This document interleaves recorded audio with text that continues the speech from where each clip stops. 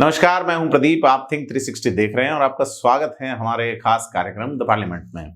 आज कई बिंदुओं पे बात करनी बनती है। लंबे अरसे बाद आज मैं आपसे रूबरू हो रहा हूं। चुनाव यात्रा पे थोड़ा आउट ऑफ राजस्थान थे तो लौटे हैं, तो कई सारे बिंदु हैं जिन पे बात करनी बनती है। इन बिंदुओं में अशोक गहलोत का एक साक्षात्कार है जिसपे बात की जाएगी। रविंद्र सिंह भाटी पे क्या बोले, सचिन पायलट और तमाम मुद्दों पे उनकी अपनी जो रायशुमारी है उस पे, और उसके बाद एक अलग तरह का ट्रोल उनको लेके चल पड़ा है। हरीश चौधरी का जन्मदिन था, तमाम चीजें पॉलिटिकली कैसे। लेकिन जो महत्वपूर्ण बात निकल के आई है कि जयपुर में जिस तरीके से स्कूलों में बम ब्लास्ट करने की धमकी दी गई है आतंकी संगठनों की ओर से 13 मई 2008 को जयपुर ब्लास्ट हुए थे। उनके आरोपी पिछले साल ही हाई कोर्ट से बरी हो गए थे पर्याप्त सबूतों के अभाव में। और 13 मई वो तारीख अपराधियों ने या आतंकवादियों ने इसलिए चुनी कि 13 मई को ही राजस्थान के पोखरण में वाजपेयी सरकार ने परमाणु परीक्षण किए थे। बुद्ध मुस्कुराए, आपने उसका कोड अगर सुना हो। अब्दुल कलाम जब देश के चीफ साइंटिस्ट हुआ करते थे, वैज्ञानिक सलाहकार हुआ करते थे, 2008 में एक ब्लास्ट होता है, कई लोगों की जानें जाती हैं, लेकिन उसके आरोपी बरी हो जाते हैं। इसके बाद आज जो मेल आया उसमें परिजन खास से चिंतित हुए, एक शहर पूरा ठहर सा गया।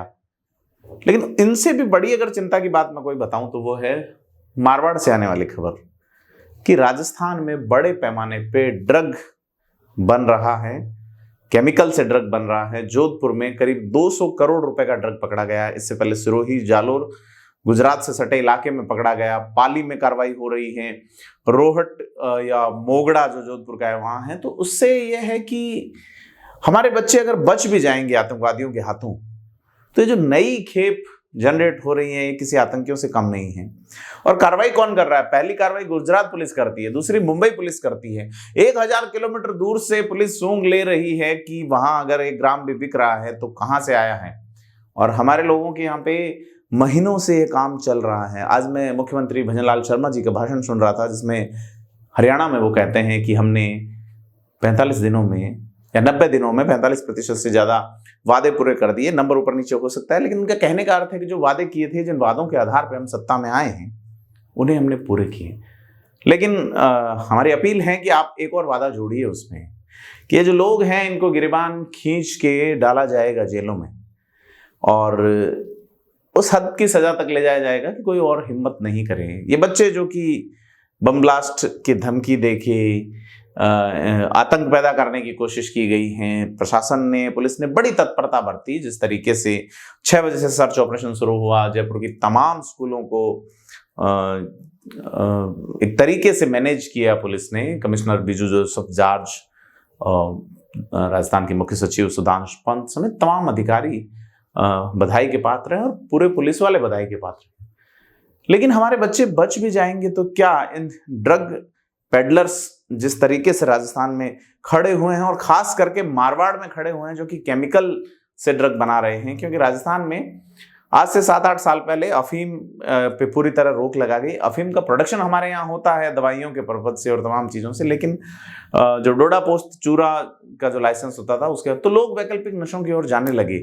लोग जाते, सरकार ने कोशिशें की कि किस तरह से जो नशे की गिरफ्त है उनको डी एडिक्शन का प्रोग्राम चलाया जाए, और गवर्नमेंट ने उस वक्त कोशिश की, लेकिन साथ ही एक मार्केट खड़ा हो गया जिसको लगा कि इस नशे की लोगों को जरूरत है, उनको किस तरीके से।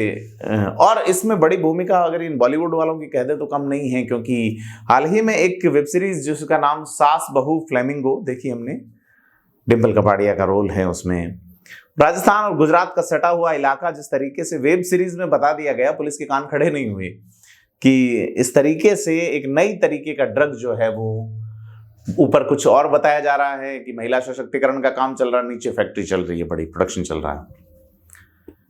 यही मेहंदी बनानी, मेहंदी का रंग प्रसिद्ध, पाली जिले की मेहंदी, सोजत की मेहंदी खासी फेमस है। लेकिन जोधपुर में मोगड़ा में जो फैक्ट्री पकड़ी गई है या जो ड्रग पकड़ा गया है, इन लोगों की शर्तें देखिए कि 40 करोड़ से कम तो हम बेचते ही नहीं है।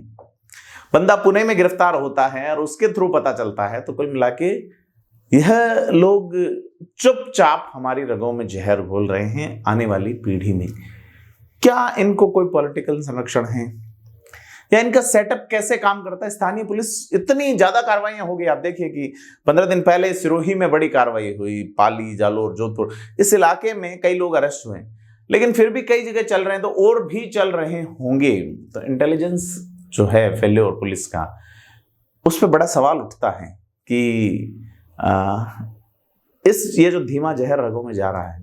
एक और अपील हम सीएम से करना चाहेंगे कि जिस तरीके से एनडीपीएस के मामलों में कार्रवाई होती है, तो आप क्रिमिनल एक्ट में कार्रवाई करते हैं, उसके साथ जो पिट एनडीपीएस है उसमें कार्रवाई नहीं करती पुलिस।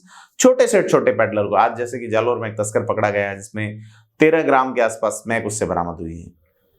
इन लोगों की कमर तब तक नहीं टूटेगी जब तक कि इनकी संपत्ति कुर्क नहीं होगी। उस सपठित एक्ट के तहत पुलिस कार्रवाई नहीं करती। तो प्लीज राजस्थान को बचाइए, बर्बाद होने से बचाइए।